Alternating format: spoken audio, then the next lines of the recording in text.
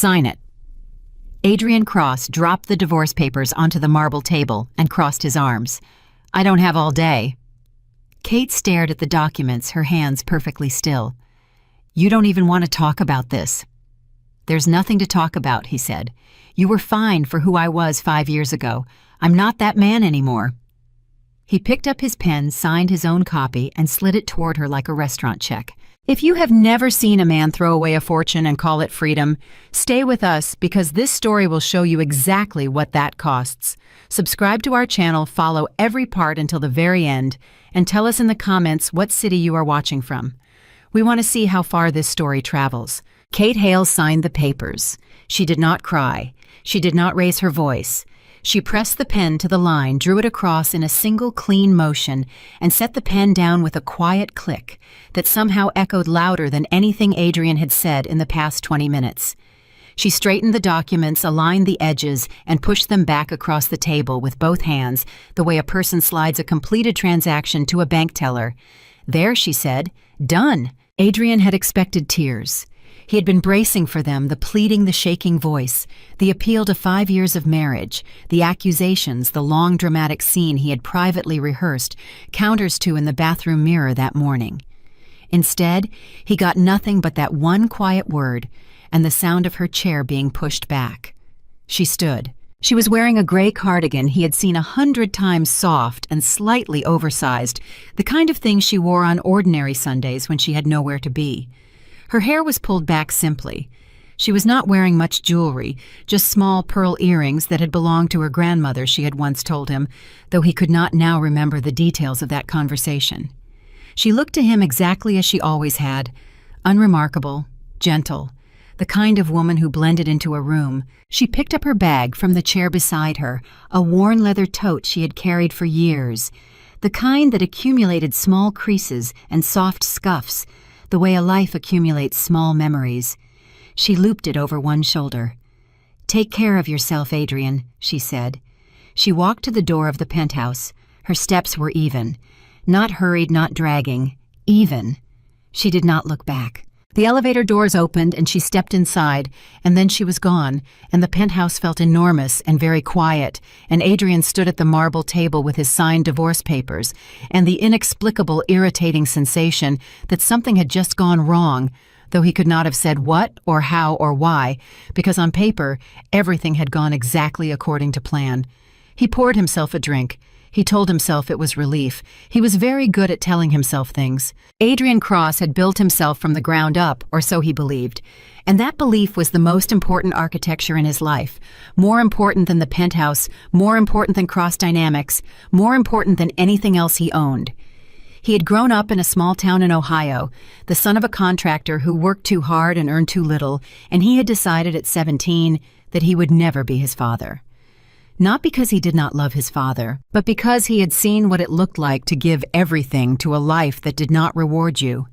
And he had decided, with the particular cold clarity that sometimes visits 17-year-olds who are paying attention, that the world rewarded a specific kind of man and that he intended to become that man. He had. By every visible measure he had.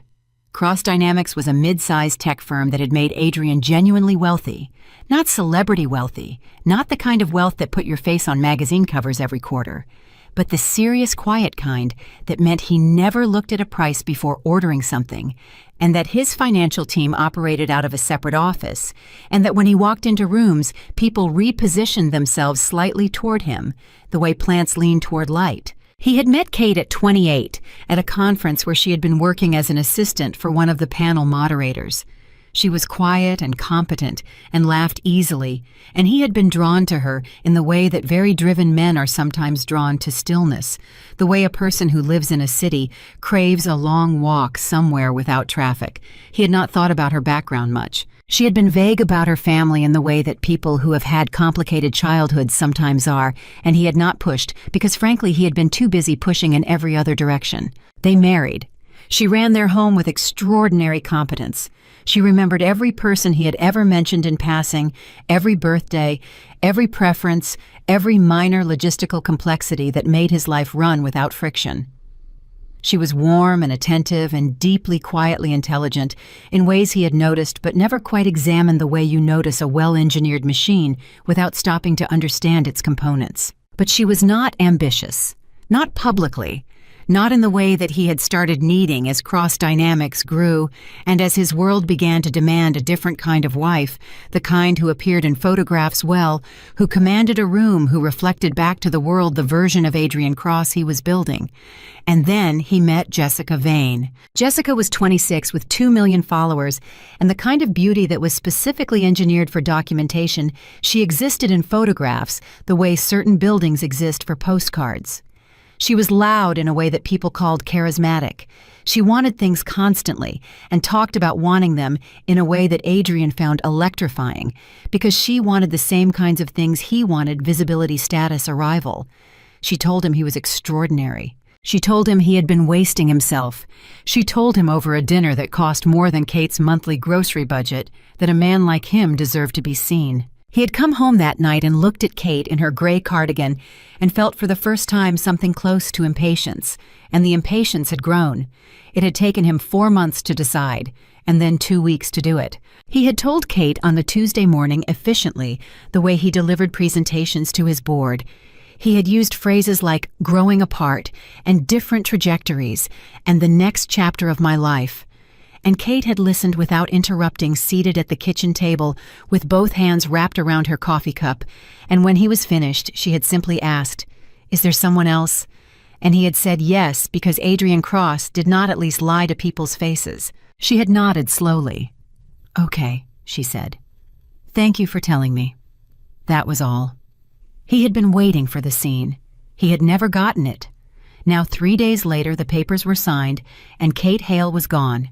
And Adrian was standing in his penthouse with a drink he did not taste, and Jessica was on her way over, and everything was by his calculation exactly as it should be. His phone buzzed.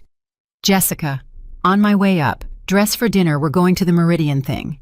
She had added 3 emojis, a star, a champagne glass, and something he had to squint at. He typed back, "See you in 20. He finished his drink. He did not think about Kate again that evening. He would regret that eventually, but not yet. The first hint that something was different came 11 days after the divorce was finalized. His CFO, Marcus Reed, appeared in his office doorway on a Wednesday afternoon with the expression of a man who had rehearsed what he was about to say and was already not happy with how the rehearsal had gone. "We have a situation," Marcus said. Adrian was reviewing expansion projections. He did not look up immediately. "What kind of situation?" "Harrington Capital called this morning." Marcus came in and closed the door, which was unusual enough that Adrian looked up. "They're pulling out of the Series D." Adrian set down his pen. "Why?" They didn't give a specific reason. The call was it was short, very short. Their managing director said they were, quote, reassessing their current portfolio commitments and that they wished us well. They wished us well. Yes. "Marcus, they've been committed for 8 months. The term sheet is essentially—" "I know what the term sheet is," Marcus said with a patience that suggested he had been working himself up to this conversation for some time. "They've pulled out. I'm telling you because I think you need to know, and because that was not the only call today." He opened the folder he was carrying and put it on Adrian's desk. Mercer Holt also called, same language. Portfolio reassessment, very short, very final. Adrian stared at the folder. Both of them, same day, same morning. The silence in the office had a particular texture to it, the kind that forms when 2 people are both looking at the same thing, and neither of them wants to be the one to say what it is. "Get me on the phone with Harrington's managing director," Adrian said. "I tried. He's not available." Then his assistant, also not available. Adrian stood up. "That's not a coincidence." "No," Marcus said carefully. "It is not." What followed was a week of carefully controlled professional alarm, the kind that happens above the surface of normal business operations, mostly invisible to anyone not paying close attention. Adrian made calls. His calls were returned politely with the warmth of people who are communicating a message they would prefer not to state directly. Meetings were rescheduled. Partners who had been enthusiastic became carefully neutral. A European consortium that had been in active discussion went silent entirely. Not rudely, not with explanation, simply silent the way a door closes in a quiet house. Adrian had been in business long enough to recognize the shape of this. Something was communicating through the system. Not loudly, there were no press releases, no public statements, no dramatic withdrawals. Just a very consistent, very quiet withdrawal of warmth, as if someone had turned down a thermostat that he had not known existed. He pulled his intelligence team in. He asked them to look for any pattern, any common thread. They came back in 4 days. "We found something," his lead analyst said. Her name was Priya, and she was 29 years old and had never in the 18 months she had worked for Cross Dynamics looked uncertain about anything. She looked uncertain now. It's nothing illegal, nothing we can act on, but there's a flag." "What kind of flag?" "A designation in certain institutional databases, the kind that the biggest players use to communicate risk assessment. It's not public. It's internal to a network of about 60 of the top-tier sovereign wealth funds and institutional investors globally." She paused. "Cross Dynamics has been flagged in that network." Adrian was very still. "By whom?" "The flag originates from an entity called the Ascension Trust. We don't have much on them because they're intentionally opaque. They don't publish, they don't publicize, they don't have a public-facing leadership structure. But they are," she searched for the right word, "real. Very, very real. The institutions that pay attention to their flags represent combined assets in the range of several $trillion. The word trillion sat in the air.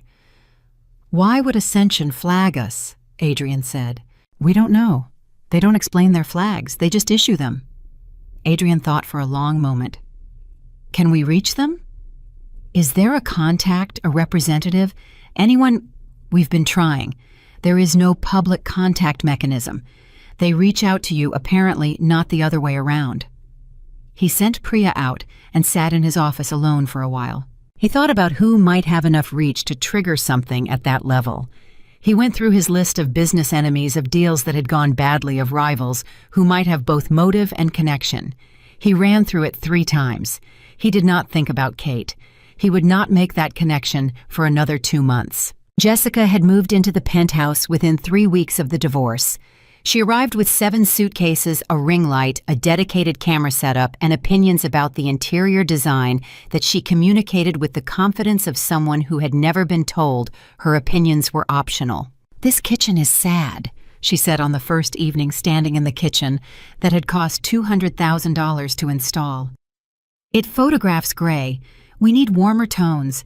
And the living room furniture, it's fine, but it's giving very first marriage energy, which is not the brand we're building." Adrian looked at her. "The brand we're building? You and me, babe. We're a power couple. That means everything is content." She was already framing a shot with her phone. "This skyline is genuinely incredible, by the way. Do you know how many followers the right penthouse can add? Like, locationally speaking, you are sitting on a gold mine of aspirational content." He had found this exciting once. He was finding it slightly less exciting now in the living room, surrounded by her suitcases, with Priya's report sitting in his briefcase. "Jessica," he said. I need to talk to you about something, about the business." She looked up from her phone.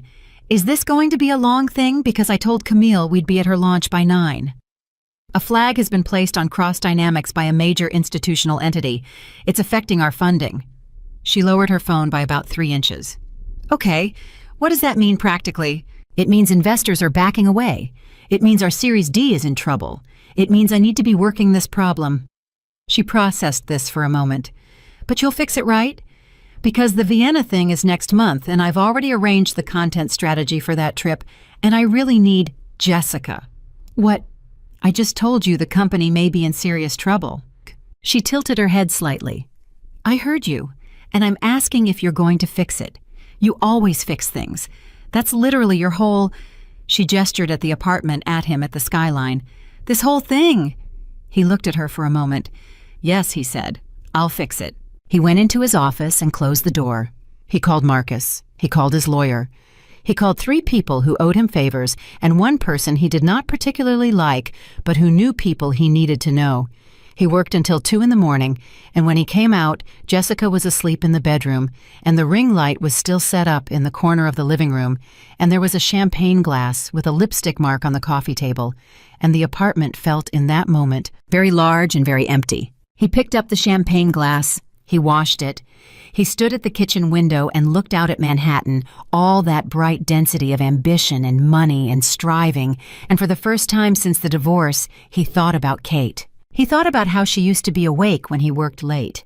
Not waiting for him, not performing, waiting just awake reading or making tea or doing something quiet in the kitchen, and she would look up when he came out and say something ordinary like, "Did you eat?" And the ordinariness of it had once felt to him like smallness, like lack of ambition, like the weight of the ordinary life he was trying to leave behind. He understood, standing at the window at 2 in the morning, that it had not been smallness, it had been ballast. He had thrown the ballast overboard and called it liberation, and now he was drifting in ways he could not fully articulate, and that was not a comfortable thing to understand at 2 in the morning, so he stopped understanding it and went to bed. But the thought of Kate stayed, quiet and small, the way Kate herself had always been quiet and small. Sitting somewhere at the edge of his mind, like a woman who knows she doesn't need to raise her voice to be heard. The month before Vienna was the hardest professional month of Adrian Cross's life. He lost the Series D completely. Not all at once, it dissolved incrementally, partner by partner, each withdrawal courteous and brief and irrefutable. He pivoted to alternative funding sources. Those sources were cooler than expected.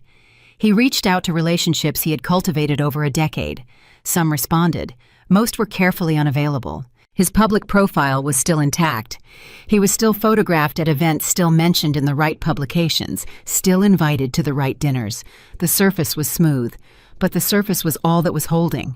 At one of those dinners, a private thing, 12 people a host whose name carried weight in 3 industries, he found himself seated next to a man named Gerald Forsyth, who ran a sovereign wealth allocation firm out of Geneva, and who had the specific bearing of a person who has seen everything and is no longer surprised by any of it. They talked about the market.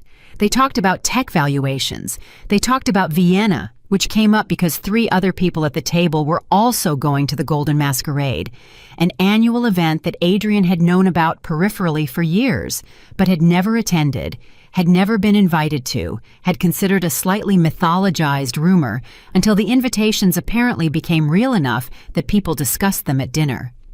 "Do you know who hosts it?" Adrian asked. Gerald looked at him with a mildly curious expression. The Ascension Trust, technically, though the chairwoman herself organizes it.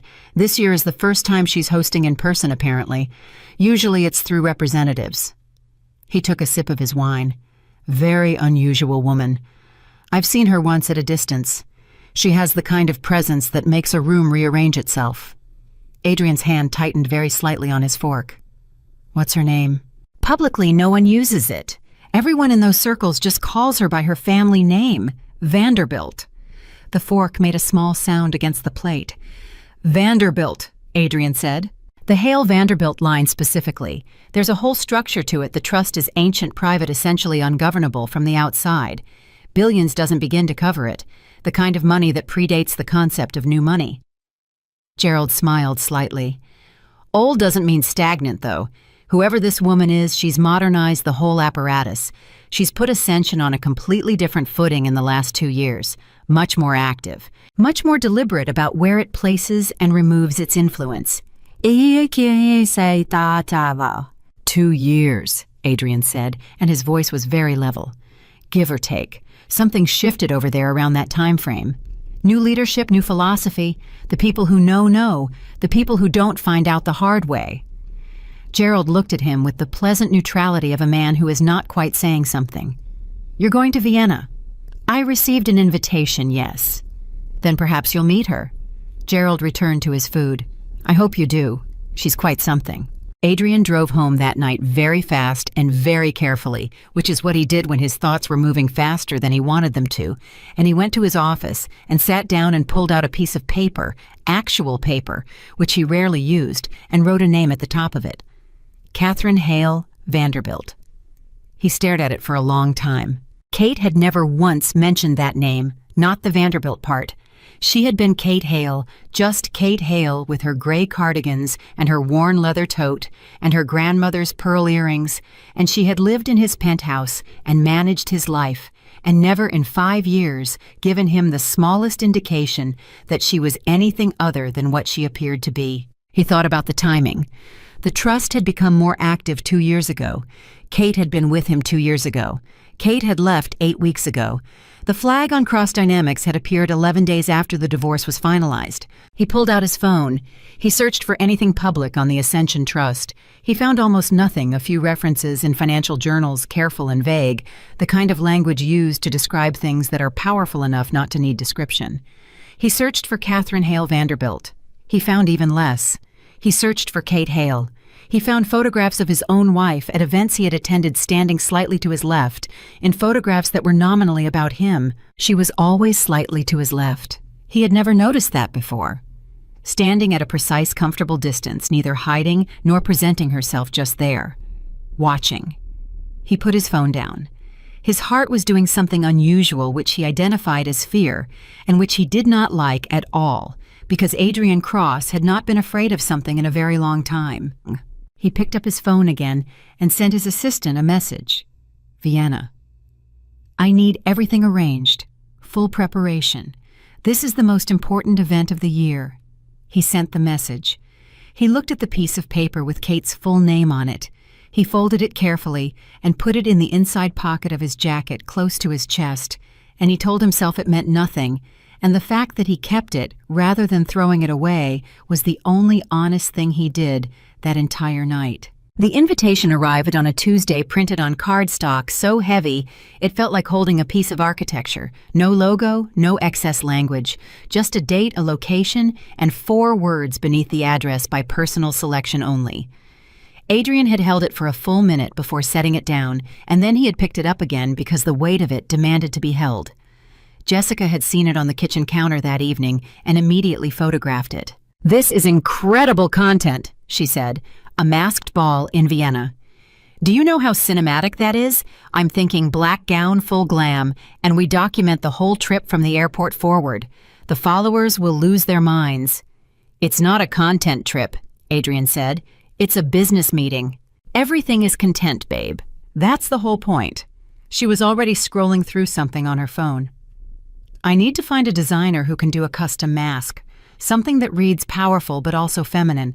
Not too covered, my cheekbones need to be visible." He looked at her for a moment. Then he picked up the invitation and put it in his briefcase. "I may be going alone," he said. The silence that followed had a specific temperature to it, the kind that signals the beginning of an argument that neither person is quite ready to start yet. Jessica set her phone down on the counter. Carefully. The way people set things down when they want the act of setting something down to communicate something that they have not decided how to say. "Excuse me, this event, it's not a social occasion. It's the most important professional meeting I've had in years. I need to be focused. And I'm a distraction. In this context, yes." She stared at him. Her face moved through several expressions in quick succession, surprise, injury, calculation, and landed finally on something cooler and more measured. "You've been really different lately," she said.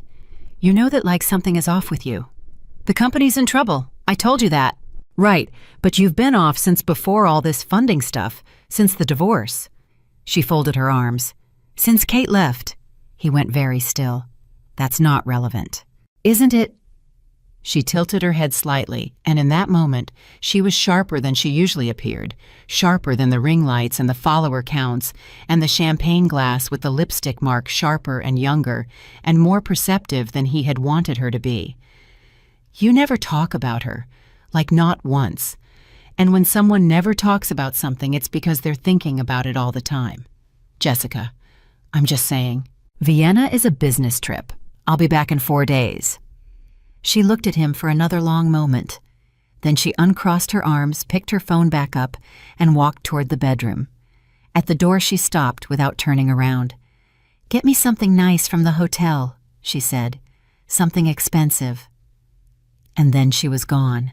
He stood in the kitchen alone and realized that the conversation had just told him something about the relationship that he had been avoiding knowing for several weeks, which was that it had the structural integrity of something that looks solid until you press on it, at which point you discover that the core is hollow. He did not press on it. Not yet. He had Vienna to get through first. Marcus came to him 3 days before the trip with the latest numbers, and the numbers required the particular kind of courage to look at that financial people develop over years of looking at bad numbers professionally. Cross Dynamics had lost 31% of its projected Series D. 2 secondary investors, who had been soft committed, had formalized their exits. A licensing partnership with a Seoul-based firm that had been in negotiation for 7 months had gone quiet in the way that things go quiet when the other party has made a decision they have not yet communicated. The Seoul situation, Adrian said. Any explanation? Their deputy director said they needed more time to assess the regulatory landscape. Marcus's voice was neutral in the specific way of someone who does not believe the explanation they are relaying. She was very polite. Very brief. Like everyone else. Like everyone else. Adrian leaned back in his chair. What's our runway? 14 months at current burn rate. 12 if we bring forward the infrastructure build-out we've been postponing. Marcus paused. 9 if we lose the Henderson contract, which is currently on hold pending their own board review. What triggered Henderson's board review? Marcus did not answer immediately. This was answer enough. The flag, Adrian said. Their general counsel mentioned very obliquely that they were conducting routine due diligence on all current partnerships, but the timing aligns with yes, I believe so. Adrian stood up and walked to the window and looked out at the city. He had made decisions from this window before. He found the view clarifying. Today, it just looked like a city dense and indifferent, full of money moving in directions he could no longer reliably predict. Vienna, he said. Yes. If I can get a direct conversation with whoever runs Ascension, if I can understand why the flag was placed and what it would take to remove it. Adrian. Marcus's voice had something in it that was not quite warning and not quite sorrow. We've looked into this. The people who have had flags placed by Ascension, there's no pattern of removal. There are no documented cases of a company having the flag lifted after it was placed. It's not like a credit rating where you can improve the underlying conditions and have it reviewed. He stopped. I'm not saying it's impossible. I'm saying I don't know of it happening. There's a first time for everything. Marcus was quiet. I hope so, he said with the careful sincerity of a man who is not sure he does. The flight to Vienna was 9 hours, and Adrian spent most of them working, because work was the only context in which he still felt fully competent, the only space where the cause and effect logic of the world still held. He reviewed everything he knew about Ascension. He reviewed his company's valuation materials, the real ones and the presentation ones, and he noted the distance between them with the clear-eyed precision of a man who knows that reckoning is approaching. He drafted 3 different versions of what he might say if he got the meeting. He discarded 2 of them. He thought about Kate somewhere over the Atlantic. He thought about her grandmother's pearl earrings. He thought about the way she had said, "Take care of yourself, Adrian," as if she meant it, as if she were genuinely wishing him well, which was either the kindest thing anyone had ever said to him in that kind of moment, or the most devastating, and he had only just now, at 35,000 feet over an ocean, begun to understand which one. His phone had a message from Jessica, a photo of a resort somewhere warm tagged, thinking about a solo trip while you're gone. Could be content. Could be space. Haven't decided. Followed by a sun emoji that managed to communicate something colder than the word space had. He put his phone in his jacket pocket and looked out the window at the dark. The hotel in Vienna was old and enormous and certain of itself the way buildings are when they have been beautiful long enough to stop worrying about it. His suite was on the 7th floor overlooking a courtyard where the snow had been shoveled into perfect margins along the paths. He arrived in the early evening, washed his face, changed his shirt, and sat at the desk to go over his notes once more. His phone rang. Unknown number. Austrian area code. He answered. Mr. Cross? A woman's voice, low and precise, with an accent he could not immediately place. I am calling from the Ascension Trust Event Coordination Office. You have received an invitation to the Golden Masquerade for tomorrow evening. I am calling to confirm your attendance and relay several protocols." "I'll be there," he said. "Excellent. The event begins at 9. Masks are mandatory from entry through midnight. The dress code is formal black preferred. You will be provided a number upon arrival, which is how guests are addressed for the first half of the evening." A pause. "The chairwoman holds private audiences beginning at 11. These are by request facilitated through the event staff. If you wish to request an audience, you should indicate this to the attendant at the east entrance before 10:30. He gripped the phone slightly harder. "I want to request an audience." "Of course." No surprise in her voice, no reaction at all. "It will be noted." The line went quiet, and then it ended cleanly without pleasantries, and Adrian sat with the phone in his hand and thought about the fact that someone had just told him there was a formal mechanism for getting what he needed, and that he had accessed it, and that tomorrow night he would either fix everything or understand for the first time that there was nothing left to fix. He was at the Golden Masquerade by 9:15. He had been to events that called themselves exclusive before. This was something different. The building was a private estate on the edge of the city, and the people inside it had the quality of those who do not need to signal their importance, because their importance had already been established so comprehensively that signal would be redundant. Presidents were in this room, not former presidents, sitting presidents, or their equivalents, the heads of 3 central banks, the chairman of institutions whose names appeared in financial history textbooks, a woman who ran the largest private sovereign wealth fund in the Gulf, identifiable only by the particular way that 2 security personnel positioned themselves near her without appearing to. Adrian Cross, who considered himself successful, felt briefly like a graduate student who had wandered into a faculty dinner. He accepted a glass from a passing server and did not drink from it. He moved through the room with the controlled deliberateness of a man who knows he is being observed and has decided to behave as if he is not. He found the east entrance attendant at 10:15. He gave his name. The attendant noted something on a small card and said with great courtesy that the chairwoman's schedule would be confirmed by 11 and that he should remain available. He nodded. He moved back into the room. He talked to a man from Singapore who was involved in infrastructure development across 4 continents. He talked to a woman from Frankfurt who had restructured the pension systems of 3 European nations, and who regarded him with the pleasant blankness of someone who had not heard of him and did not plan to look into it further.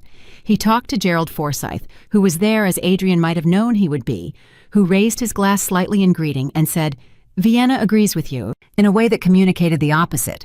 At 11:05, a young woman in black touched his arm lightly from behind.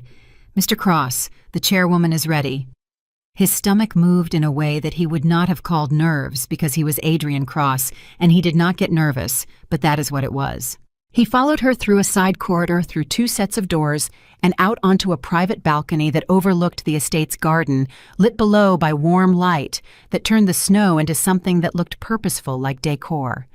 The balcony was enclosed on 3 sides open to the garden view, and the cold came through in a clean, steady way that Adrian found clarifying. A woman stood at the railing with her back to him. She was in a dark gown, floor-length, the kind of understatement that costs more than most people make in a year. Her posture was completely still, in the way that only people who have learned to command space without movement achieve. Her mask was still in place, a dark, elegant thing that covered the upper half of her face. Her hair was up.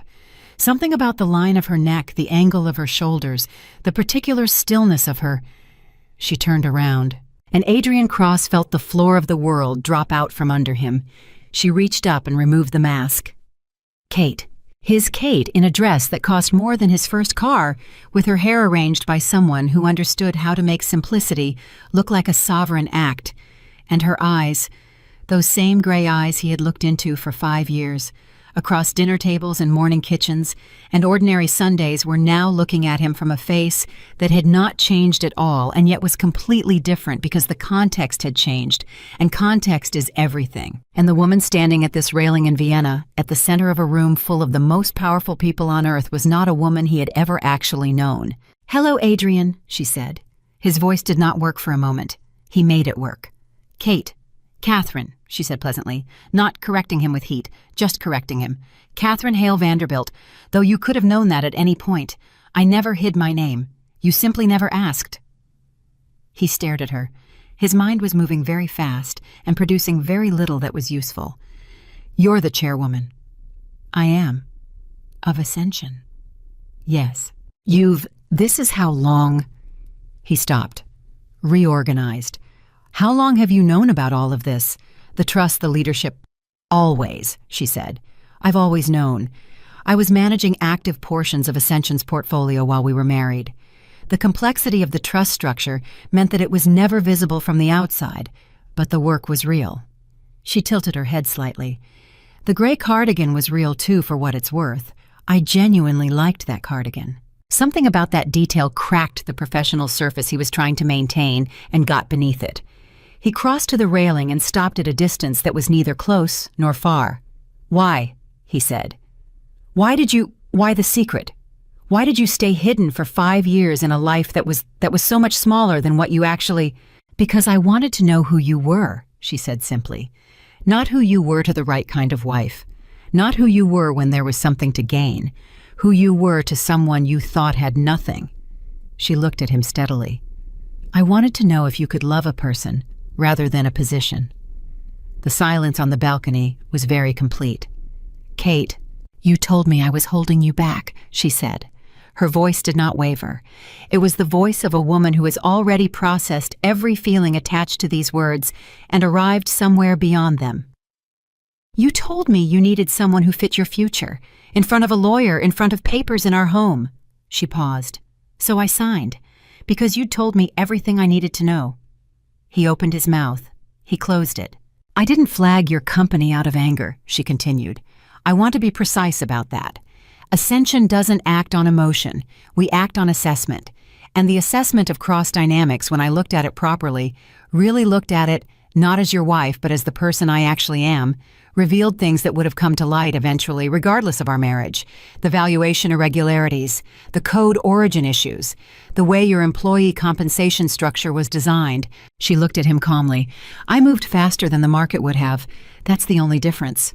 He felt cold in a way that had nothing to do with the Vienna air. "The code issues are documented," she said, "thoroughly. That was Marcus's call, the acquisition of Adrian." Her voice was not unkind. It was precise. "I know whose call it was." He looked at her. The woman he had dismissed as unremarkable.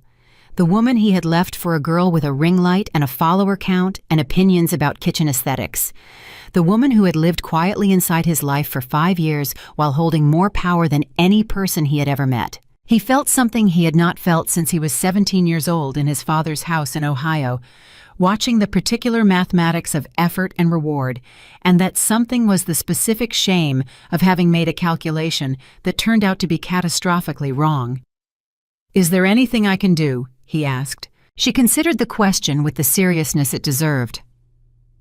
"You can come to a formal review meeting," she said. "Tomorrow morning, 9 a.m., my team will be there. You'll present the state of cross dynamics, real numbers, real practices, everything. No performance, no positioning, just the truth of what you built and how you built it." She looked at him steadily. "If there's something worth saving, that conversation will reveal it. If there isn't, that will also be revealed." He nodded. "Adrian." She said his name the way she used to, not harshly, not warmly, just directly, the way she said everything. "I need you to understand something before tomorrow. I'm not doing this for you. I'm doing this because it's the right process. Ascension doesn't destroy things that have value. We don't work that way."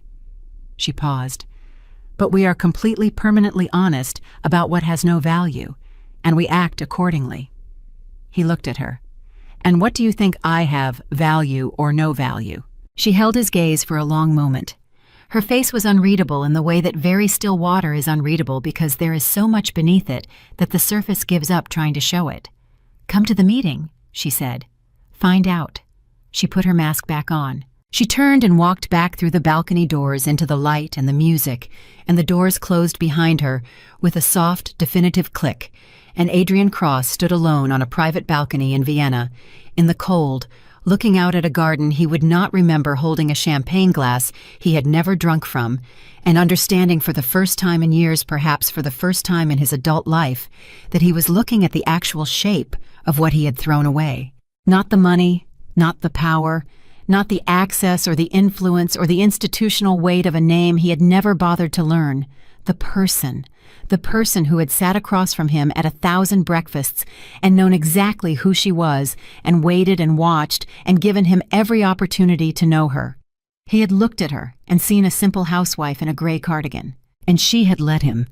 Because the truth about who you are, she had once understood, is not yours to announce. It reveals itself. In time, in the choices other people make, in the silence after they have made them. He stood in that silence now. It was very loud. He did not sleep that night.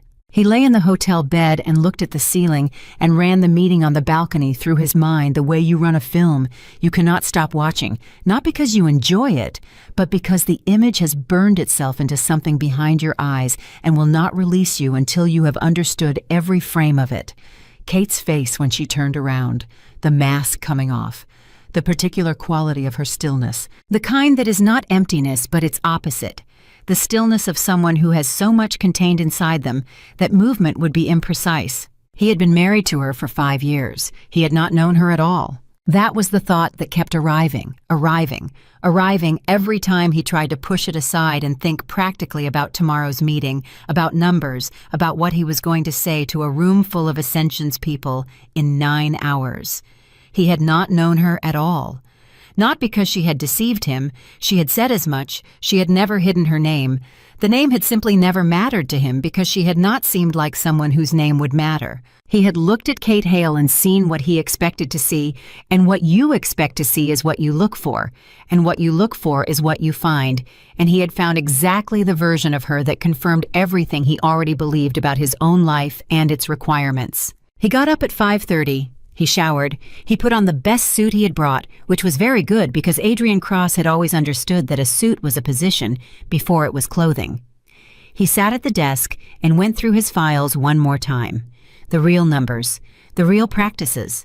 Kate Catherine had told him to bring the truth of what he built and how he built it, and he sat with that instruction for a long time, because the honest answer to that question was more complicated than any presentation he had ever given, and he was not sure he knew how to give it. He left the hotel at 8:40. The Ascension Trust's Vienna office was not what he had imagined, which had been something grand and deliberate, a building that announced power the way certain buildings do. It was instead a townhouse on a quiet street, narrow-fronted and old, with a discreet brass plate beside the door that said nothing except a number. He had been given the address by text, no sender name. He rang the bell at 8:58. A man opened the door. Not security, not a receptionist, but a man in a good suit who simply said, "Mr. Cross, this way," and led him through a hallway and into a room where 4 people were already seated around an oval table. He recognized none of them. They were all in their 40s or 50s, 2 women and 2 men with the contained professional manner of people who have evaluated many things and maintain the same face during all of them. At the head of the table was an empty chair. Kate walked in 2 minutes later. She was in a different outfit than the night before, simpler, if anything a charcoal jacket over a white shirt, her hair down rather than up. She was wearing the pearl earrings. She sat at the head of the table, opened a folder, and said without preamble, "Thank you for coming, Adrian. Let's begin." No performance, no reference to last night, no warmth and no coldness, just the clean efficiency of a person who has a great deal to do and allocates time accordingly. He sat down across from her. "Good morning," he said. She looked up briefly. Something crossed her face that he could not name. Then she looked back at her folder. "We have 3 hours. My team will lead the review. I'll ask questions as needed." She nodded to the woman on her left. "Elaine." Elaine opened her own folder and looked at Adrian with the expression of a surgeon regarding a patient.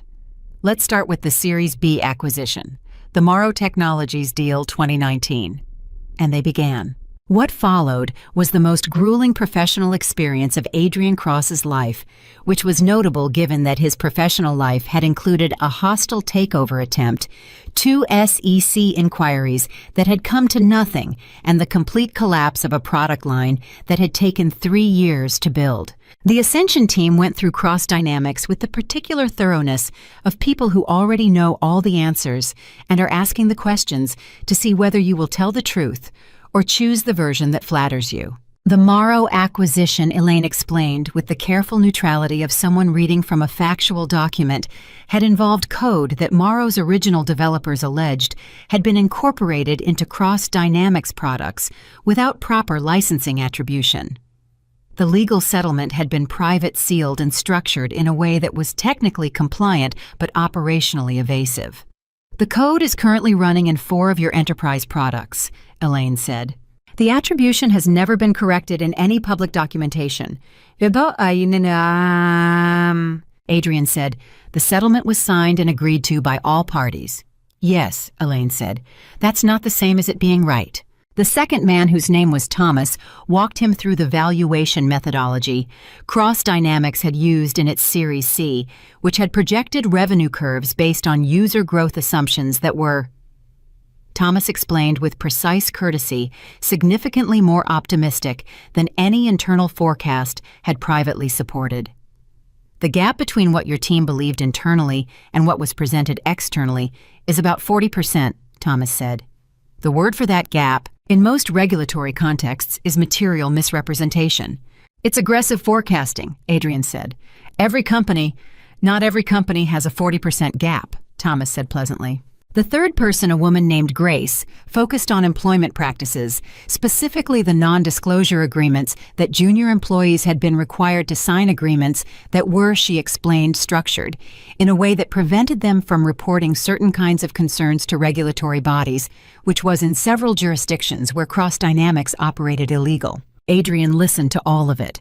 He had known in the way that you know things you have not looked at directly that these areas existed. He had not been unaware. He had been strategically looking elsewhere, which is a different kind of awareness, the kind that accumulates interest over time. Kate had not spoken yet. She was making notes in her folder, not aggressively, just writing. At 10:15, Elaine finished her section and closed her folder. Thomas and Grace did the same. The room went quiet. 4 Ascension people looked at Adrian Cross. Kate looked up. "Your turn," she said. He had prepared 3 versions of his response.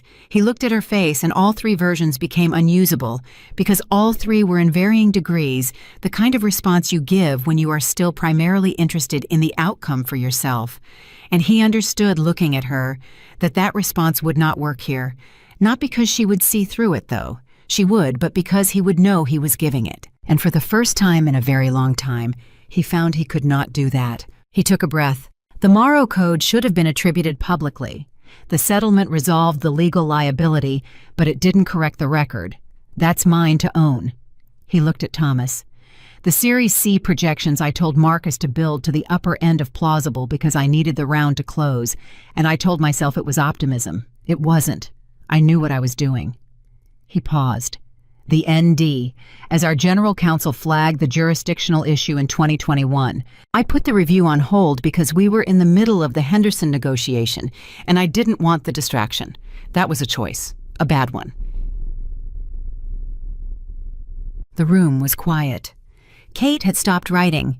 She was looking at him with an expression he had never seen on her face in 5 years of marriage, which was the expression of someone who has been surprised by something, not dramatically, just the small surprise of finding something in an unexpected place. "Is that everything?" she asked. He considered. "There's more in the detail. Nothing structurally different from what your team found. The outlines are accurate." She nodded slowly. She made one more note. She closed her folder. "Give us 20 minutes, she said. He was shown to a small sitting room with coffee and a window overlooking the street. He sat down. He had never felt lighter and heavier simultaneously in his life. He drank the coffee. He looked at the quiet street and thought about his father in Ohio, who had worked too hard and earned too little and had slept nonetheless every night of his life with the uncomplicated sleep of someone who had done his work honestly. Adrian had always privately considered this a failure of imagination. He was reconsidering that assessment. At 10:43, the man who had let him in came to the door and said, "The chairwoman will see you." He went back into the meeting room. The 4 team members were gone. Kate was alone at the table. He sat down. She looked at him for a moment without speaking, and the look had in it something that was not professional and not personal, but somewhere between the look of someone who is trying to see the whole truth of a thing before she speaks about it. "The honesty matters," she said finally. "I want you to know that. It's noted. It's real. But honesty about what happened doesn't resolve what happened. The code issue requires public correction and retroactive licensing. The Series C misrepresentation is going to draw regulatory attention regardless of what Ascension does. It's already been flagged to the relevant bodies. The NDAs need to be voided and the affected employees need to be contacted." She paused. "These are not things we do to cross dynamics. These are things that need to happen." "I understand." "The question I've been sitting with since last night," she said, "is whether there is a version of cross dynamics that can exist after all of this, something built correctly on a foundation that isn't fraudulent." She leaned back slightly. "There might be. The core technology is genuinely good. 2 of your engineers, Priya Dasan and a man named Cook, in your sole liaison team have work that is legitimately valuable. Not the company as it currently exists, but there might be something." He looked at her. "What are you telling me?" "I'm telling you that Ascension's position on cross dynamics will not change. The flag stands. The institutional withdrawal stands." She held his gaze. "What I'm also telling you is that the regulators will be more interested in the company's leadership than its engineers, and that if you initiate the corrections yourself proactively, before the investigations formalize, there is a narrow window in which the outcome for you personally is different than it will be if you wait and let it happen to you." He was very still. "You're giving me a warning." "I'm telling you the truth. What you do with it is yours." The word yours sat in the room. He looked at her. "Why?" She was quiet for a moment. Then she said, "Because you told the truth in this room this morning. You didn't have to. You could have performed. You're very good at performing. You chose not to." She paused. "I'm not doing you a favor. I'm responding to a fact." He nodded. He looked down at the table. The surface was old dark wood, solid and unpretentious, and he found himself thinking irrelevantly that Kate had always chosen furniture like this for their home, solid, honest things, and that he had often suggested they needed something more impressive, more reflective of where they were going. She had always said the table doesn't need to know where you're going. It just needs to hold what you put on it. He had not understood what she meant. He thought he understood now. "Kate," he said, and then he stopped because he had used the wrong name and he knew it, but she did not correct him this time, just waited. "Catherine," he said, "I need you to know, not as a negotiation, not because it changes anything, but because it's true. I'm sorry. Not for the divorce specifically. For who I was inside the marriage, for looking at you every day and deciding you were less than you were because it was convenient for me to see it that way." She held his gaze for a long time. "I know," she said. "I know you are." And there was something in it that was not forgiveness. It was too clean and too distant for forgiveness, but it was the acknowledgement that the words had landed, that they were real, that they meant something even now when they could not mean everything. She stood up. She offered her hand across the table. He stood and took it. Her handshake was firm and brief, the handshake of someone who has made her position clear and considers the matter resolved. "Initiate the corrections," she said. "Before the end of the month. Your counsel will know what to do if they're any good." She picked up her folder. She walked to the door. She paused. "The engineers," she said with her back half turned. "Dasan especially. Whatever happens to the company, make sure she's protected. She's done good work, and she deserves not to lose her footing because of decisions that weren't hers." He thought about Priya, who had come to him with the flag report, who had looked uncertain for the first time in 18 months, who had stayed late every night since trying to find solutions to a problem whose origin she did not fully understand. "I will," he said. Kate walked out. He stood in the Ascension conference room for a moment alone with the old dark table and the weight of everything that had just happened, and then he took out his phone and called Marcus. Marcus answered on the second ring. "How did it go?" "Get your calendar clear," Adrian said. "And get our outside counsel on a call this afternoon. We need to talk about initiating a voluntary disclosure process." Marcus was quiet for 3 full seconds. "Voluntary disclosure. Yes. That's..." Another pause. "That's a significant move." "I know." It means regulatory review. It means the Series C situation becomes public. It means, I know what it means, Marcus. Silence on the line. Then carefully, okay, I'll make the calls. A beat. Can I ask what happened in there? Adrian looked at the door Kate had walked through. The door was closed. The room was quiet. Out on the street through the window, ordinary Vienna went about its ordinary business, people walking a car moving past the small continuous machinery of a city that has survived centuries of things that seemed at the time unsurvivable. Someone told me the truth, he said, and then I told it back. Turns out it doesn't kill you. Marcus made a small sound that might have been a laugh or might have been something more complicated. I'll make the calls. Adrian hung up. He put his coat on. He picked up his briefcase. He walked out of the Ascension townhouse into the cold Vienna morning, and the door closed behind him with the same quiet, definitive sound that every door in Kate's world seemed to close with certain and complete like a sentence that knows exactly where it ends. His phone buzzed in his pocket. Jessica. 3 messages sent between 8 and 9 that morning. The first, a photo of a hotel in Tulum. The second, a series of prices for a sponsored content deal she wanted to discuss.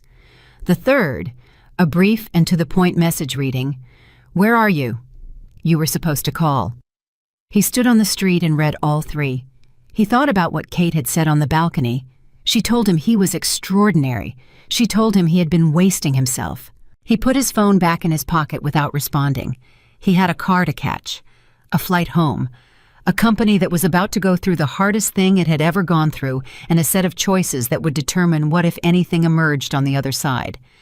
He started walking. He did not think about Jessica again until the airport, and when he did think about her, it was briefly, and with a specific clarity, the clarity of a man who has spent the last 12 hours looking at real things and is finding it increasingly difficult to pretend that certain other things have any substance at all. She was the image of the life he had wanted. She had never been the life. Kate had been the life. He had looked at it every day and called it small. He boarded his flight. He found his seat. He put his briefcase under the seat in front of him and leaned his head back and closed his eyes. And for the first time since the Vienna invitation had arrived, he thought not about what he was going to do, but about who he was going to be, which is a different question and a harder one. And the one that he was beginning to understand was the only one that had ever actually mattered. The plane lifted. Below him, Vienna disappeared into cloud. Somewhere in that city, in a narrow townhouse on a quiet street, Catherine Hale Vanderbilt was already in her next meeting managing the next decision, holding in her hands threads of power that ran through the financial architecture of the entire world. Unhurried, unimpressed, completely certain of herself, the way she had always been. He had just never looked closely enough to see it. He landed at JFK at 6:40 in the evening, and the city received him the way New York receives everyone returning from somewhere that changed them without ceremony, without acknowledgement, with the pure, indifferent momentum of 10 million people who have their own things to deal with. The cab ride from the airport was 40 minutes of tunnel and bridge and the particular compressed ugliness of the highway into Manhattan, and Adrian sat in the back and did not look at his phone, which had accumulated 19 messages in the hours since he had last checked it, and he let them sit there unread because he was still deciding who he was going to be when he arrived, and that decision required quiet. He had told Marcus to have outside counsel ready for a call at 8. That gave him an hour and 20 minutes. He called Marcus from the cab. "How are we?" he said. "We are—" Marcus paused in the way that meant he was choosing words carefully. "Stable. Nothing new has broken in the last 12 hours. Henderson's board review is still ongoing. The Seoul situation is still quiet." Another pause. Jessica called the office. Adrian looked out the window at the bridge lights reflecting on the water below. What did she want? She wanted to know if you were back. She also wanted to know— Marcus cleared his throat. She wanted to know whether the company was going to be okay specifically as it related to your personal liquidity. The phrasing landed with a specific weight. Not whether you are okay, whether your liquidity is okay. He filed that away with the other things he had been filing away for several weeks in the accumulating folder that he had not yet decided what to do with. "Tell her I'll be home by 7:30, he said. He was home by 7:15. Jessica was on the couch with her laptop and a wine glass, and she looked up when he came in with the expression of someone who has been rehearsing for this conversation and is now discovering that the actual conversation does not begin the way the rehearsal did. "You didn't call," she said. "I know, I'm sorry." He put his briefcase down. He did not take his coat off yet. "I had a difficult 2 days. I could see that from the 0 messages you sent." He sat down in the chair across from her. Not beside her, across which was a choice, she noticed he could see her notice it. "Jessica, I need to talk to you about the company situation, and I need to talk to you about us." She closed her laptop, slowly. Her face had gone to the careful neutral that meant she was paying attention. "The company is going to go through a voluntary disclosure process," he said. "That means we're going to the regulators proactively before they come to us. It means a review. It means the public valuation story changes significantly. It means—" He looked at her directly. "It's going to be a rough year, possibly longer. The lifestyle as it currently exists is going to have to change."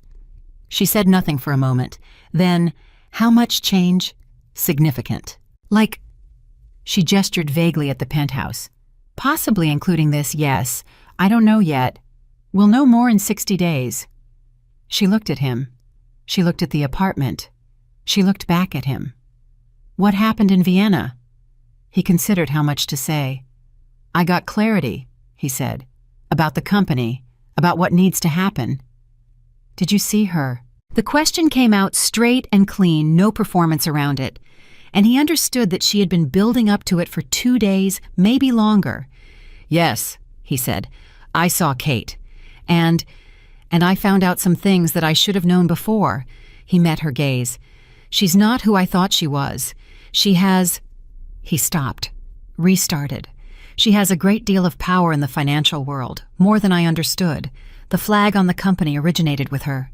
Jessica was very still. "She did this to you?" "No," he said with a firmness that surprised even him. "She identified problems that existed. I created the problems. She just looked at them honestly." "That's very generous to someone who tanked your company." "It's accurate," he said, "which is different from generous." She looked at him for a long time. Her face moved through things, and he watched it move, and what he saw was not the face of a woman who was afraid for him, or angry on his behalf, or bracing to stand beside him through something hard. What he saw was a woman calculating in real time what this information meant for her specifically and finding the result unsatisfactory. He had seen that calculation before. He had admired it once and called it ambition. "I think," Jessica said, with the careful precision of someone choosing an exit, "that maybe I need some space to think about this." He nodded. "I think that's probably honest. I don't want you to think this is about the money." He looked at her.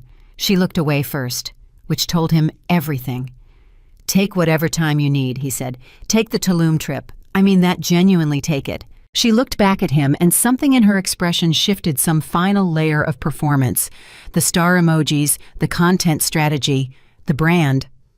"We are building fell away for a moment, and beneath it was a 26-year-old woman who was also in her own way trying to build something out of the materials available to her. And he did not blame her exactly. He had selected her for the same qualities he was now faulting her for, which made the faulting dishonest. "I'll stay at Camille's tonight," she said. "Okay." She picked up her phone. She picked up the wine glass. She stood. At the bedroom door, she stopped. "For what it's worth," she said, and her voice had shed. The last of the performance was just a voice young and a little tired. "I actually liked you. Not just the—" She gestured at the apartment again. "I did actually like you." "I know," he said. "I liked you too. That part was real." She nodded. She went into the bedroom. He heard her moving around, pulling a bag together. He sat in the chair and did not move. 20 minutes later, she was gone with one small bag and her ring light and the champagne star something emoji energy that had for a few months made him feel like he was living in the right version of his life. The penthouse was very quiet. He took his coat off. He called Marcus. "Ready for the 8 o'clock, he said. "Council is on," Marcus said. "Two of them Diane Reeves, who handles securities, and Patrick Lau for employment. I briefed them on the broad strokes." Good. He sat at his desk. He opened his briefcase. He took out the files from Vienna, the real ones, the ones with the honest numbers. He lined them up in front of him. Let's start. The call lasted 2 hours and 40 minutes. Diane Reeves was methodical and unsentimental, the kind of attorney whose job was to tell you the full shape of what you were walking into so that you could not later claim you had not known. The voluntary disclosure, she said, would need to cover the Series C misrepresentation, the Morrow Code attribution failure, and the NDA jurisdictional issues. Each carried its own regulatory track, its own timeline, its own range of outcomes. The best case, she said, is financial penalties, mandated corrections, and enhanced oversight for a period of 3 to 5 years. Personal liability for you is possible but not certain, depending on how clearly the decision trail documents your involvement versus delegated judgment. The decision trail is clear, Adrian said. I made the calls. A pause on the line. That's, Diane chose her words. That's notable, Mr. Cross. And it will factor into how regulators respond to the disclosure. Self-reporting with clear accountability reads differently than self-reporting with strategic ambiguity. Patrick Lau covered the NDA issue. The affected employees, 43 people across multiple markets, would need to be individually notified that their agreements had been amended to restore their rights to report. Some of them, he noted carefully, might choose to do so. That was the cost of correcting the error. I understand, Adrian said. Some of them may report things beyond the NDA issue, Patrick said. Things we don't know about yet. I understand that too. After the call ended, Marcus stayed on the line. Just the two of them, the way it had been in the early years before the company had layers and departments and the particular bureaucratic density of an organization that has grown faster than its culture. How are you actually doing? Marcus said. Adrian had not been asked that question in a while, not by anyone who meant it. I'm okay, he said. Then more honestly, I'm not okay, but I think I'm going to be. The disclosure process is going to be brutal, Marcus said. The press will pick it up. The narrative is going to be bad for a while. I know. And there's something else. Marcus hesitated. I got a call today while you were traveling, from someone I didn't expect. A beat. Priya. Adrian looked up from his files. Priya Desan. She'd heard, I don't know how she has her sources. She'd heard that Vienna hadn't gone well, that the flag was still in place. She called to ask what was going to happen to the engineering team, whether she should start looking. Marcus paused.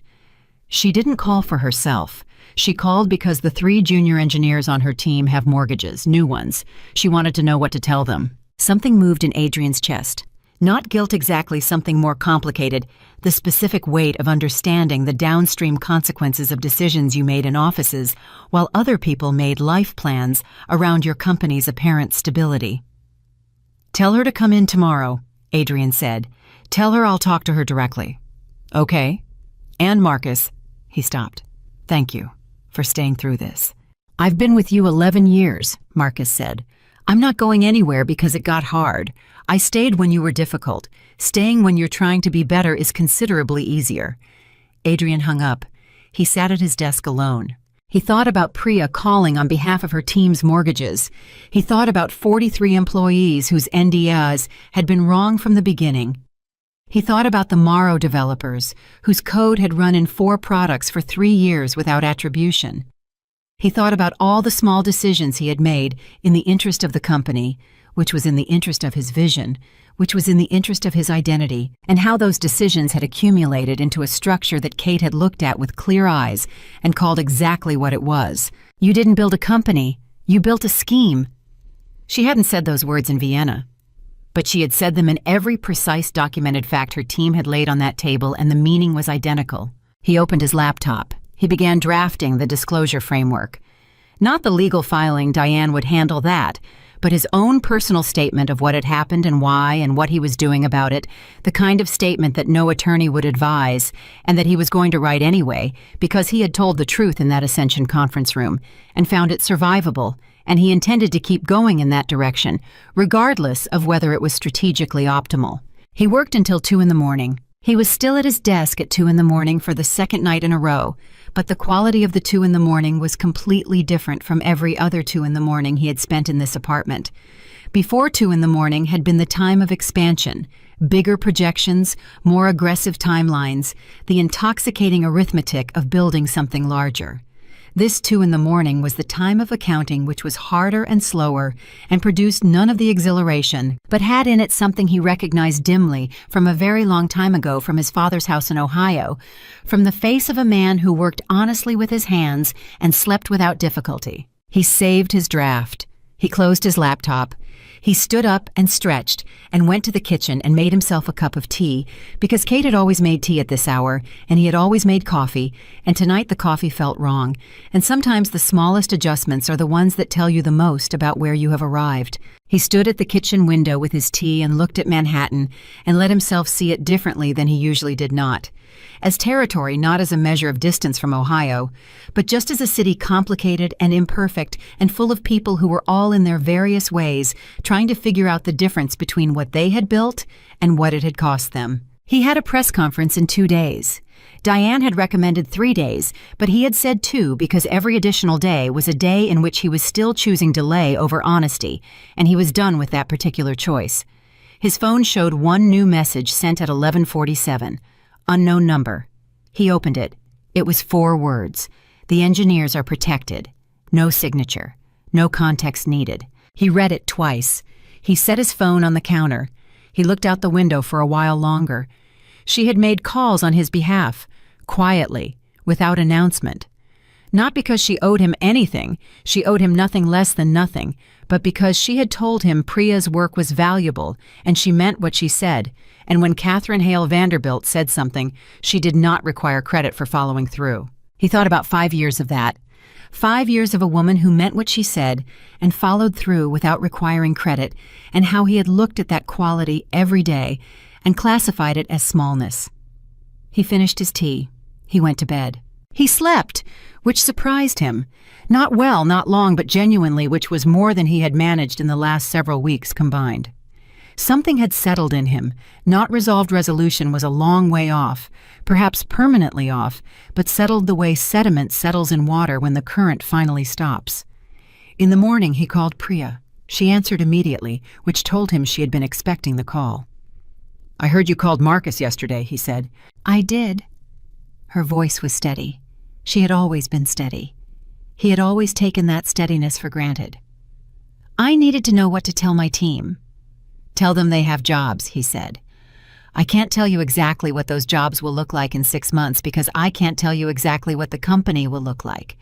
But the engineering team, your work specifically, is the part of this that has real value. Whatever happens to the rest of it, that's the part that survives." Silence on the line. "I also need to tell you something," he continued. "We're initiating a voluntary disclosure, regulatory review. Some of what comes out is going to be things that happened before you were here, but some of it happened while you were here, and I want you to hear it from me before you read it anywhere else." He paused. "If you need to leave, I understand. If you stay, I'll make sure your contribution is documented and protected in any restructuring. But the decision is yours, with full information." She was quiet for a long moment. "Did something happen in Vienna?"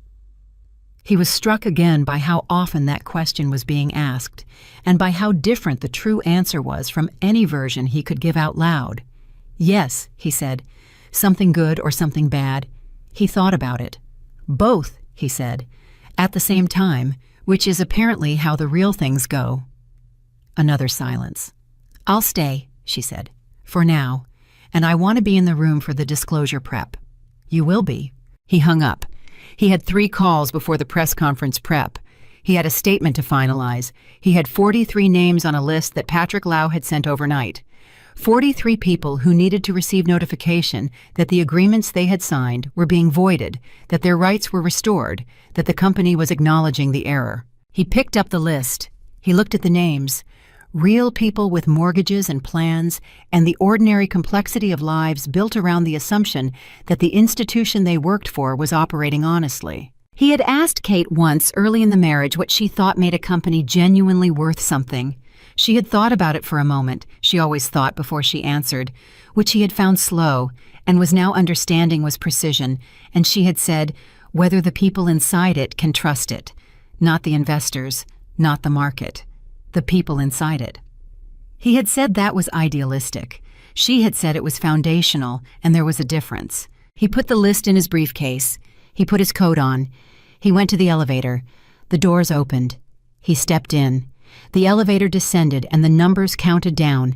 And somewhere in the city on a quiet morning, 43 people were going about their lives, not yet knowing that something was about to be given back to them. And the woman who had made that indirectly possible was already 12 moves ahead in a game that Adrian Cross was only now learning the rules of. He stepped out into the lobby. He walked through the door into the city. Whatever came next was going to be hard. He knew that with the clarity of someone who has stopped lying to himself, which turns out to be a surprisingly efficient way to assess a situation, hard and long and uncertain in ways he could not fully map from here. But he was walking toward it instead of away from it. That was new. That he thought stepping into the cold Manhattan morning with his briefcase and his list of 43 names was the first genuinely true thing he had done in years. The press conference was at 10 in the morning in a room that held 40 journalists and felt like it held 400 because rooms where true things are about to be said have a specific atmospheric pressure that has nothing to do with the number of people inside them. Adrian stood at the podium with his statement in front of him, printed on 3 pages, that he had revised 11 times between 2 in the morning and 7 when he had finally stopped revising and accepted that the words were as honest as he was capable of making them, and that was what they needed to be. Marcus was in the back row. Diane was to his left, slightly off camera, because she had advised him strongly against doing this without a lawyer visibly present, and he had listened. On that point, because she was right. Priya was there too. He had not asked her to come. She had shown up. He looked at her when he walked in. She gave him a single nod that communicated in the particular compressed language of people who have worked together closely for years. Something like, "I see what you're doing and I think it's right, and I'm here," he began. He read the statement without performance. No pauses for effect, no emotional inflation, no strategic warmth. Just the words in order, which said what had happened and acknowledged his role in it and described what was being done about it. The Series C projections, the Morrow Code, the NDAs, his own decision-making at each juncture, his own choices. The room was very quiet while he read. When he finished, he put the statement down and looked up. "I'll take questions," he said. The first questions were the obvious ones: magnitude of the regulatory exposure timeline for the disclosure process, what it meant for existing investors. He answered them directly. The fourth question came from a woman in the second row who had the compact forward-leaning posture of someone who covers financial accountability stories for a living. "Mr. Cross," she said, "voluntary disclosures of this scope are unusual. They typically happen under pressure either from whistleblowers or from regulatory contact. Can you tell us what prompted this one?" He looked at her. He had prepared an answer for this question. The prepared answer was truthful, but incomplete. He set it aside. "Someone I trust told me the truth about what I'd built," he said, "and I decided that if someone else could see it that clearly, I could say it that clearly. That's the whole story." She wrote something. She did not look satisfied, which told him she would be following this story for a long time, which was fine. Stories that get followed are stories that stay honest because the people following them eventually find the gaps. He walked out of the press conference with Marcus beside him and Diane on his phone, providing real-time commentary on the questions she had found concerning, and the street outside was an ordinary New York street, indifferent as always, and someone had photographed him from across the road on a phone, and the photo would be online within the hour, and that was fine too. "It went as well as it could have," Marcus said. "It went honestly," Adrian said, "which is different." "Not always. Today, it's the same." By that afternoon, the story was running.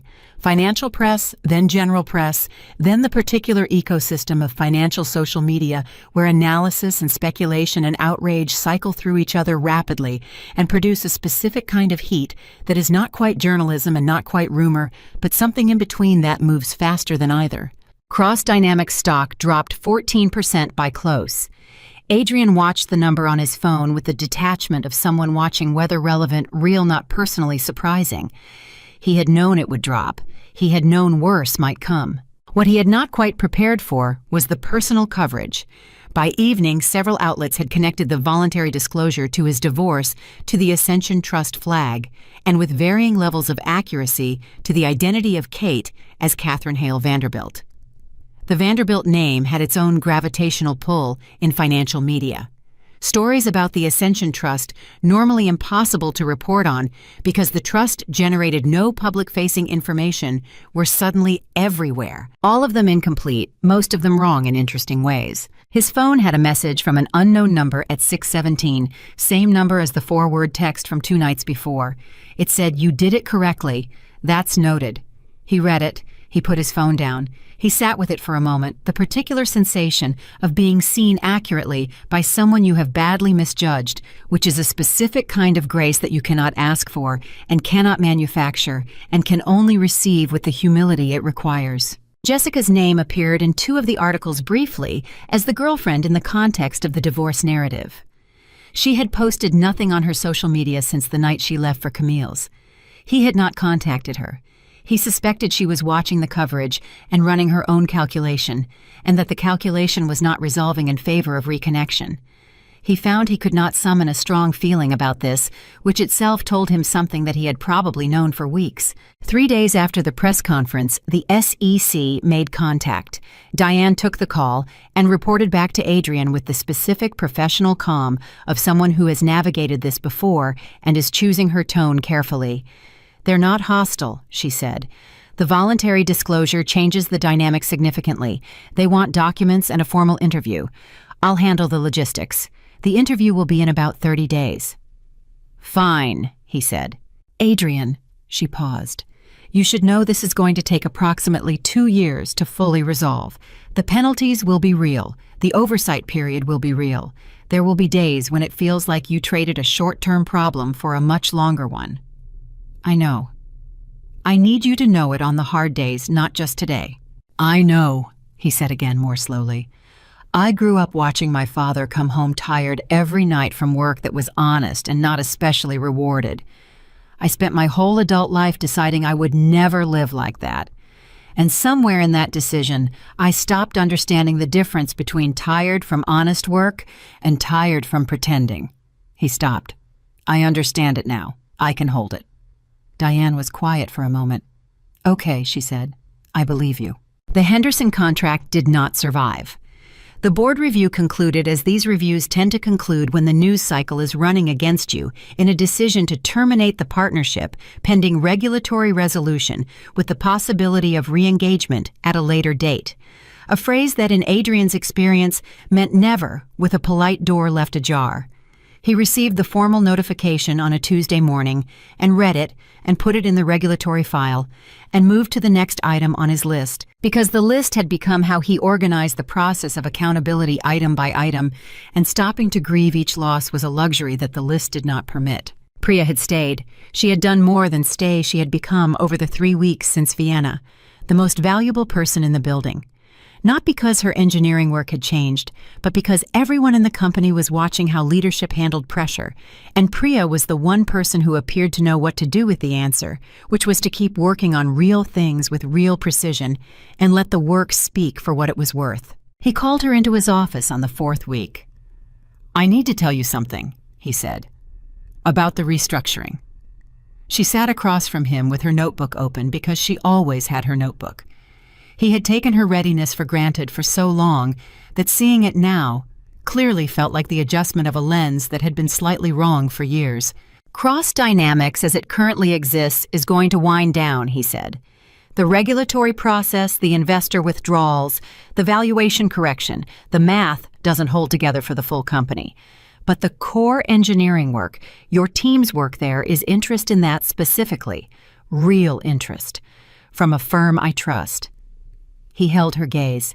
"I want to facilitate a transition that keeps your team intact and places you in a context where the work gets the support it deserves, not as a favor, as a recognition of what the work actually is."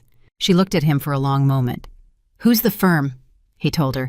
It was a technology infrastructure group mid-sized, known in the industry for quiet competence and long-term thinking, the kind of organization that did not care about brand optics because its work was so foundational that it didn't need them.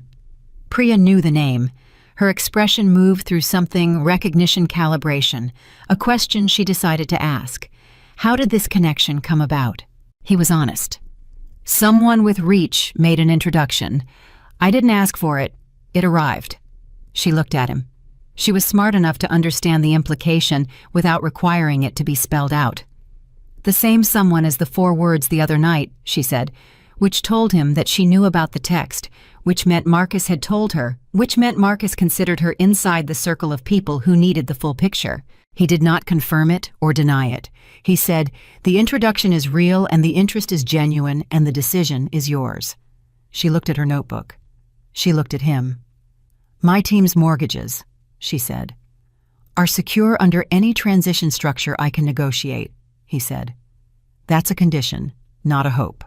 She nodded. She closed her notebook. "I'll talk to the team this afternoon." She stood to leave, and at the door she stopped, which was becoming a pattern in his life. People stopping at doors, and she said without turning around, "You should know that the way you've handled the last month, it matters. To people who work for you and watched you do it, that's not nothing." He had not expected that. He did not know what to do with it except say, "Thank you, Priya." She left. He sat for a while. The restructuring took 3 months to formalize. 41 of the 43 employees whose NDAs had been voided accepted the company's acknowledgement without filing additional reports. 2 did file. The reports added 2 additional items to the SEC review, both real, both his, both handled. Diane said the regulators had noted his consistency. She said it in the same careful way she said everything, but he heard beneath it that consistency and accountability was not something they encountered as often as they should. The penthouse sold in the 2nd month. He had listed it at a price that reflected urgency without desperation, and it had moved quickly because Manhattan penthouses always move if the price is correct, and the price was correct because he had done the math honestly for the first time in a long time. He moved into an apartment on the Upper West Side, smaller, quieter, with a kitchen that had not cost $200,000 and windows that looked at a courtyard rather than a skyline. He found he preferred the courtyard. Jessica resurfaced briefly in the 4th month in a profile piece in a digital magazine that covered the influencer-adjacent celebrity world. She had a new relationship, a founder type younger than Adrian, with a different company, and the same aspirational energy that Adrian had once projected. The piece mentioned him in a single sentence as a previous relationship, and she was quoted saying she had learned a lot from it, which was gracious in the way that things are gracious when they are also final. He wished her well, sincerely, from a distance, which is the correct way to wish someone well when you were never the right thing for each other. At the 6-month mark, he received a letter, physical again on the same heavy cardstock as the Vienna invitation with the same absence of logo. No return address. Inside was a check. $10. And a card on which was written in handwriting he recognized after 5 years of grocery lists and birthday cards and the small paper trail of a shared life. "You are worth exactly what you treated me as. This is not cruelty. This is the final accounting. What you do from here is yours entirely." Below the words, a single line, "I hope you choose correctly. I think you will."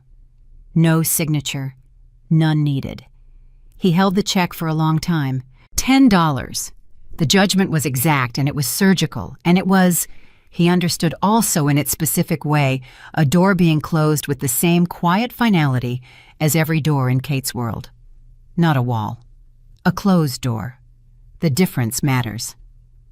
He folded the card. He put it in the inside pocket of his jacket, in the same place where he had once carried a folded piece of paper with her full name on it in a Vienna hotel room when he was still in the process of understanding who she was. He kept the $10 check.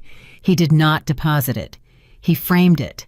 Small, plain frame, the kind that costs nothing. He put it on the desk in the new apartment, not as a monument to shame, but as a calibration instrument. The kind of thing you look at when you need to remember the exact cost of confusing confidence with clarity, performance with substance, the image of a life with the life itself. He went back to work.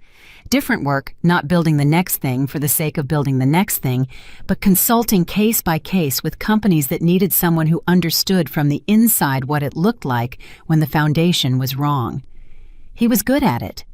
It turned out that the most useful application of his particular intelligence was not in construction, but in diagnosis, in seeing the gap between what a company said it was and what it actually was, and helping the people inside it close that gap before it closed them. He charged honest rates, he worked honest hours, he slept. On an ordinary Tuesday evening in the 18th month after Vienna, he was watching something on television, a documentary about a thing he had no professional interest in, which was new, and which he was coming to appreciate as a form of mental space.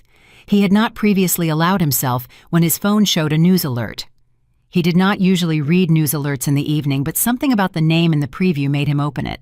Catherine Hale Vanderbilt had been named to the advisory board of the International Monetary Fund's Sovereign Wealth Governance Committee, the first private trust chair to hold such a position. The article noted her age, her track record at Ascension, the historic nature of the appointment. There was a photograph official, slightly formal, taken at some institutional event. She was in a dark jacket, her hair down, the pearl earrings visible if you looked closely. She looked exactly like herself. He read the article twice. He put his phone down. He looked at the framed $10 check on his desk for a moment, and then he looked at the courtyard outside his window where a tree he had not paid attention to was apparently in the process of coming into spring. He had not noticed it before. He noticed it now. He thought about what she had said on the balcony in Vienna. What you do from here is yours entirely. He thought about everything that had come after the press conference, the SEC meetings, the restructuring, the smaller apartment, the work that was honest if not grand, and he understood that the statement had not been a dismissal. It had been in the precise language of a woman who means exactly what she says, an act of faith. Small, unannounced, offered once, and not repeated. The kind of faith that does not require a response. The kind that is complete in itself. He turned off the television. He made tea. He stood at the window with the mug in both hands and looked at the tree coming into spring in the courtyard, and he let himself feel, without performing it for anyone, the particular texture of a life that was smaller than the one he had built and more real than anything he had ever lived inside. He did not know where Kate was that evening. He did not need to know. She was somewhere in the world doing the next right thing with the full weight of who she actually was, building a legacy that would exist long after every index and rating and institutional flag had been updated, amended, and revised. She was moving through the world the way she had always moved through it, without announcement, without requiring acknowledgement, with the complete and unassailable authority of someone who has never once confused their net worth with their actual worth. He had been in the same rooms as that authority for 5 years and called it ordinary. The cost of that misreading had been total. His company, his public standing, 2 years of grinding accountability, the relationship he had chosen over her, the version of himself he had been most proud of, all of it gone, stripped back, reduced to what was actually there beneath the construction. What was actually there was smaller than he had believed, but it was real. And real, he had learned at considerable expense, is the only material that holds.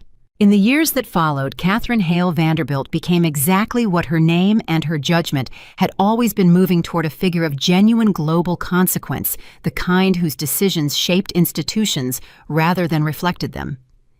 The Ascension Trust, under her full stewardship, became a standard-bearer for ethical institutional investment, the organization that other organizations referenced when they needed to demonstrate that power and principle were not mutually exclusive. She built a life on her own terms, her time, her choices, her relationships defined entirely by the same standard she had applied to everything else, whether the thing in question was real. She found that eventually, the real thing. A man who knew exactly who she was from the beginning, who did not require her to be less in order to feel sufficient beside her, who looked at her gray cardigan on a Sunday morning and understood without being told that it was not a concession but a choice, and that the difference between those two things was everything. She built a family on that understanding, small and solid and certain of itself, the way only things built on honest foundations can be certain. Adrian Cross did not rebuild an empire. He did not try. He built slowly and with considerable difficulty a version of himself that could be trusted by his clients, by the people who worked with him, by the face that looked back at him from mirrors in a modest apartment on the Upper West Side, with a courtyard and a spring tree and a framed $10 check on the desk. He was not remarkable. He was honest. He was useful. He slept. He never contacted Kate again. He did not try. Some doors close with a click that is also a conclusion, and the only respectful response to that sound is to understand that the room behind it was never yours to re-enter. But he thought about her. Not with longing, not with regret in the shape of wanting things back, with the specific clear-eyed gratitude of a man who knows that the most important education of his life had been administered by someone who owed him nothing, who had looked at his worst and told him the truth anyway, and who had walked away with the door shut behind her and left him standing in the silence with everything he needed to become someone worth the silence. He had thrown away the only real wealth he ever had. He had not replaced it. Some things cannot be replaced, and the acceptance of that fact is not defeat. It is the beginning of the only life that was ever going to be worth living. The tree in the courtyard came into bloom every spring. He always noticed it. That was enough. That was in the final accounting that matters exactly enough.